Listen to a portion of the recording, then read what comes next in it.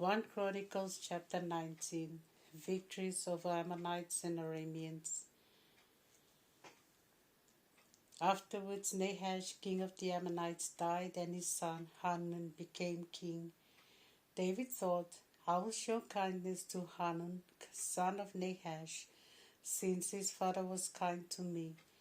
So David sent messengers to Hanun with his condolences on his father's death.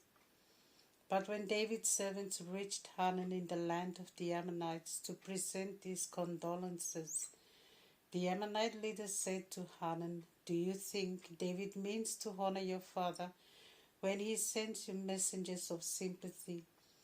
On the contrary, he has sent them here as spies to explore the land so that he can conquer it. Hanun seized David's servants, shaved their beards, cut their clothes halfway up to their hips, and sent them away. As soon as David was told what had happened to these men, he sent someone to meet them, for the men were too ashamed to return home. And he said, Stay in Jericho until your beards have grown again, and come back then. The Ammonites saw that they had made David their enemy, and so Hanun and the Ammonites sent 1,000 talents of silver to hire chariots and charioteers from the Arameans of Upper Mesopotamia, of Maacah and Soba. They hired 32,000 chariots, as well as the king of Maacah with his army. These came and encamped before Medeba, while the Ammonites came out from all their cities and got ready to fight. When David heard this, he sent Joab with the whole army of warriors. The Ammonites marched out and took up their positions at the entrance to the town, but the kings who had come remained in the open country.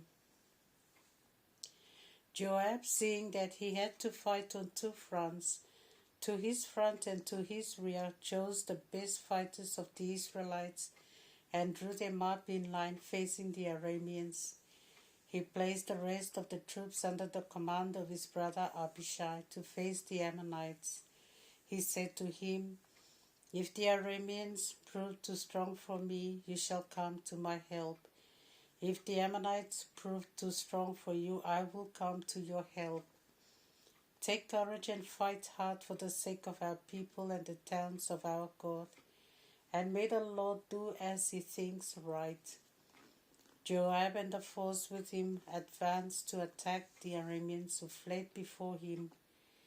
When the Ammonites saw that the Arameans were running away, they too fled before Abishai, Joab's brother, and withdrew into their town.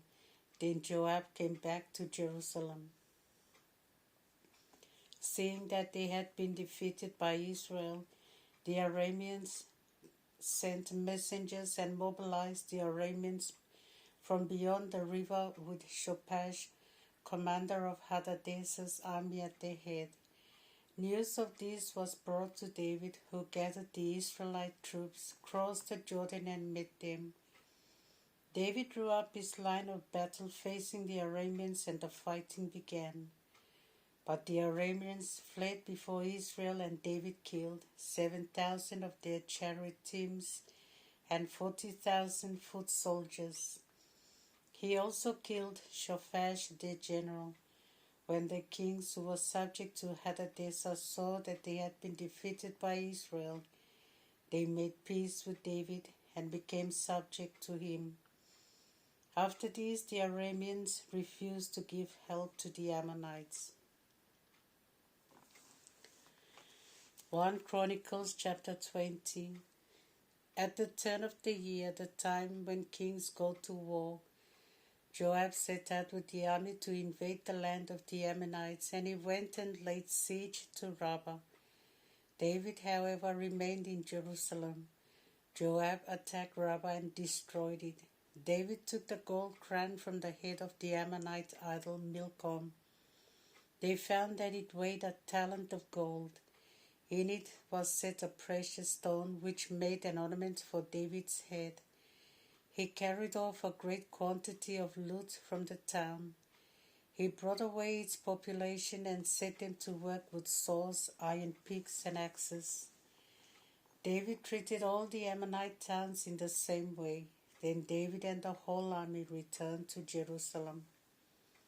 Battles against the Philistines. After this, war broke out again with the Philistines at Gaza. This was with Sibbecai of Hushan killed Sippai, a descendant of the Rephaim. The Philistines were defeated. War with the Philistines broke out again, and Elhanan son of Jair killed Elami, the brother of Goliath of Gath, the shaft of whose spear was as thick as a weaver's beam.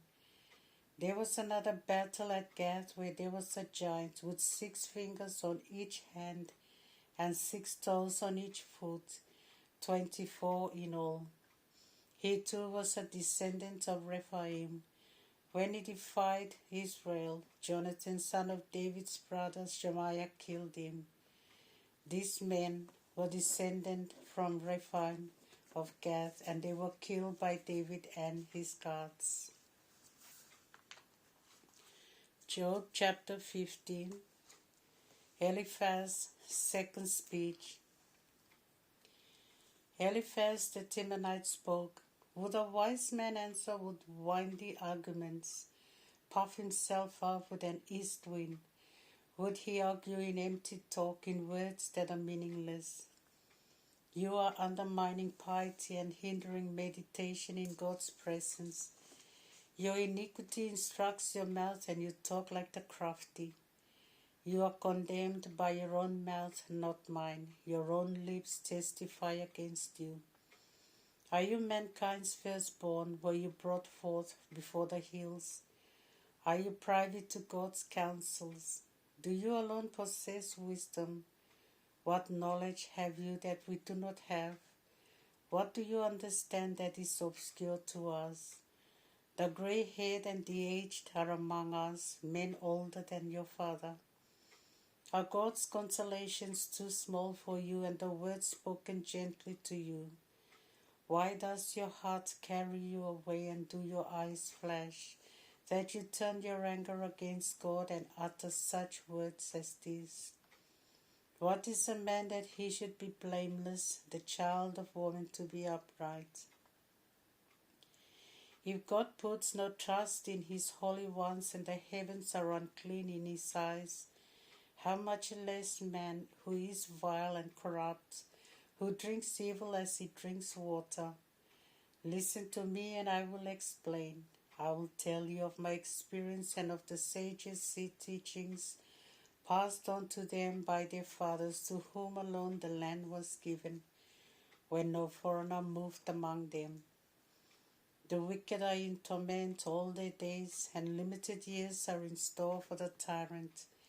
His ears are filled with terrifying sounds, which all seems fine. Marauders attack him. He despairs of escaping the darkness, marked out as he is for the sword. Caring for vultures he wanders, knowing his ruin is at hand. The hour of darkness fills him with dread, as distress and anguish close in on him like a king poised to attack. And this happens because he defied God. He raised his hand against the Almighty, charging stubbornly against him behind a thick, steady shield. His face has grown full and fat. His thighs bulge with flesh. Even so he will dwell in ruined cities, in deserted and crumbling houses. He will not be rich, nor will his possessions take root. He will not escape from darkness. A flame will wither his shoots. The wind will carry off his blossom. Let him not trust in greatness, for he will get nothing in return. He will be paid in full before his time, and his branches will never again be green. Like a vine, he will be stripped of unripe grapes. Like the olive, he will shed his blossoms. For the breed of the goddess will be barren, and fire will consume the tents of extortioners. They conceive mischief and bring forth evil, for deceit springs from their inner selves. Acts chapter 5, verse 1 to 21. Ananias and Sapphira. Another man named Ananias, in agreement with his wife Sapphira, sold a piece of land. But with his wife's knowledge, he put aside some of the proceeds for himself, and the rest he turned over to the apostles. Then Peter said to him, Ananias, how is it that Satan has filled your heart, that you lie to the Holy Spirit and keep back some of the proceeds of your land? Before you sold it, the property was yours, and after it was sold, was not the money under your control? How can you think of such a thing? You have not lied to men, but to God. When Ananias heard these words, he fell down and died. Great fear came upon all who heard it. The young man came in, wrapped up his body, and carried it out for burial. About 3 hours later, Ananias' wife came in, but she was not aware of what had happened. Peter questioned her. Tell me whether you sold that piece of land for this price, she said. Yes, that was the price. Peter replied, how could you two agree to put the Holy Spirit to the test? Those who buried your husband are at the door, and they will carry you out as well. With that, she fell dead at his feet. The young man came in, found her dead, and carried her out and buried her beside her husband. And great fear came upon the whole church and upon all who heard of it. The apostles healed many. Many miraculous signs and wonders were done among the people through the hands of the apostles. One at heart, all of them used to meet in Solomon's porch. None of the others dared to join them, but the people held them in great high esteem. And an ever-increasing number of men and women believed in the Lord. The people carried the sick into the streets and laid them on cots and on mats, so that when Peter passed by, at least his shadow might fall on some of them. The people gathered from the towns around Jerusalem, bringing their sick and those who were troubled by unclean spirits, and all of them were healed. The apostles before the Sanhedrin.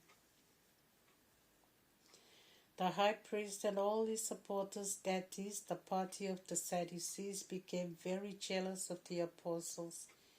So they arrested the apostles and had them thrown into the public jail. When an angel of the Lord opened the door of the prison during the night, brought them out and said to them, Go and stand in the temple court and tell the people the full message of this life. Accordingly, they entered the temple at dawn and resumed their teaching.